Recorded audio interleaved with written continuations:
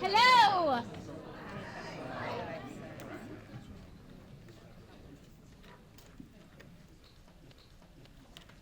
My name is Elena Torres. I am 25 years old. I was born and raised in South Dallas. I'm the daughter of a family who grew up in the Valley before Texas was Mexico. That sentence I know sounds like progress to a lot of you guys. And it is. But only if you stop there. Because behind that sentence is a much harder one, and one that you will find in every page of the State of Latino Report 2025, and one that we cannot afford to ignore. I grew up in a 2-bedroom apartment with a family of 5. My parents worked 2 to 3 jobs just to stay afloat, not to get ahead, just to keep us above water. They worked when they were sick, they worked through holidays, they worked to pain, fear, exhaustion, and still, we were barely getting by. We didn't have health insurance, we didn't have savings, we didn't have Wi-Fi. We had stress, we had death, and we had dreams. When my mom had a mild heart attack, she didn't go to the doctor, not because she wasn't scared, but because she knew we couldn't afford that health bill. She became one of the 35% of Latinos in Dallas who are uninsured. And the following week, she was back at her shift, smiling, praying that she wouldn't collapse in the walk-in fridge. And my dad, he's in construction, up at 5 a.m., 6 days a week, carrying drywall, bricks, cement, building homes that he'll never be able to afford. He's part of the 41% of Latino families that don't own their home. That's the first reality.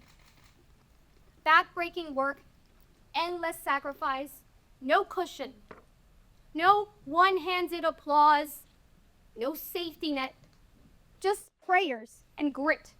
Now let me tell you about school. We did our homework in the parking lot of the McDonald's, face lit by our screens, dodging glances of strangers rushing against the battery. We became part of the 25% of Latino families who depend on their smartphones to connect. How do you compete with that? We didn't have college prep. We couldn't afford tutors. I was my family's translator. I translated every school form, every landlord notice, every medical bill. By 12, I was my family's translator, navigator, and advocate. No child should have to carry that kind of adult weight, yet so many do. And my brother,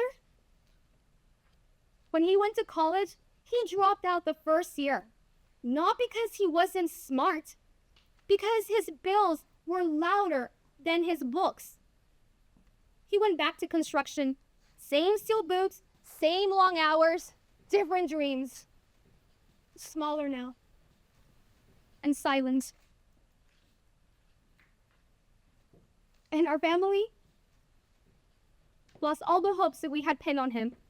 He became one of the countless young Latino men swallowed by the dropout crisis and costing our region $226 million a year.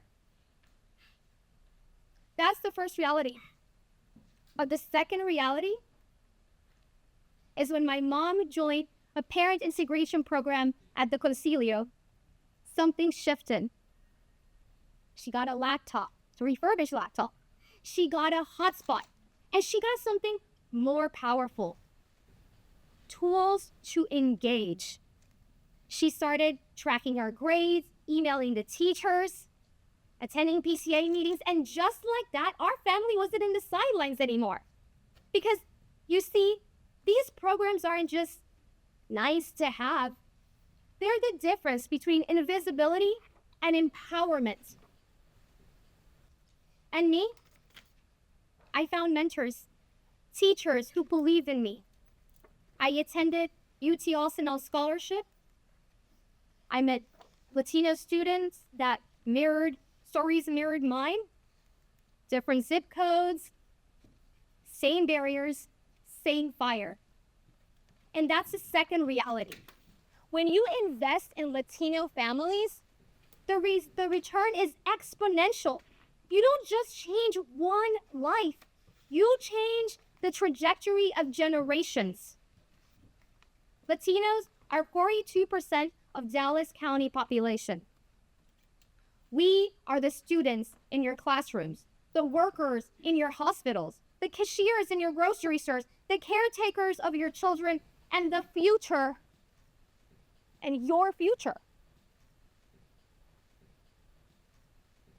We are more likely to live in poverty, less likely to finish a college degree, more likely to be uninsured, more likely to work a full-time job and still not make enough.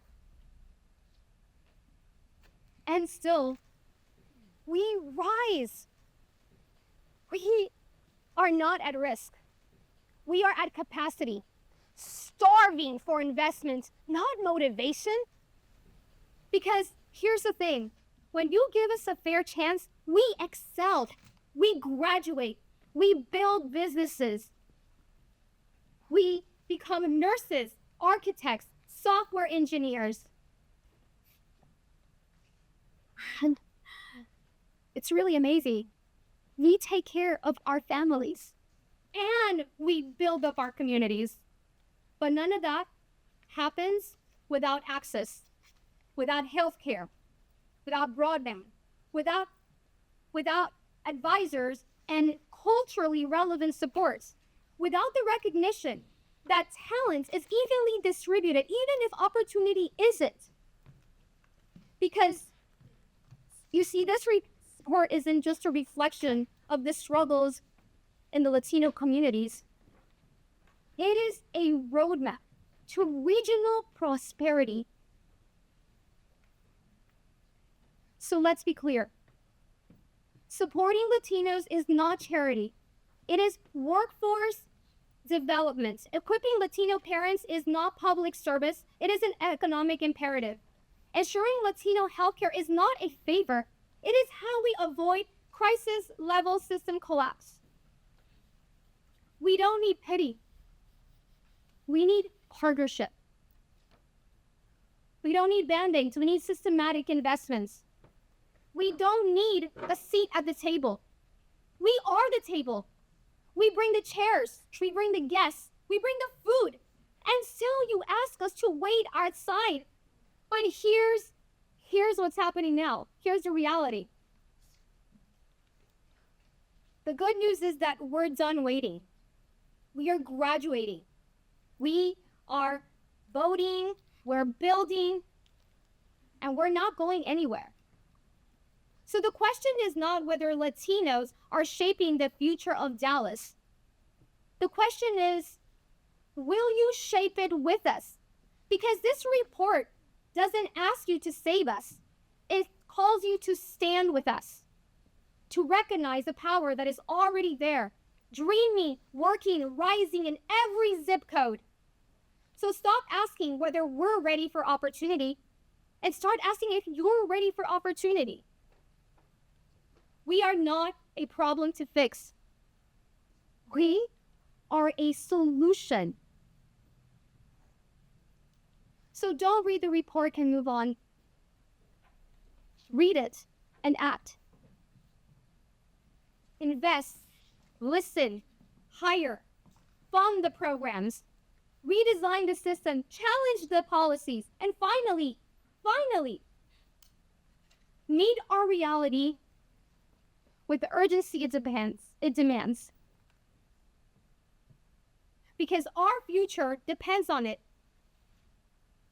but so does yours. Thank you.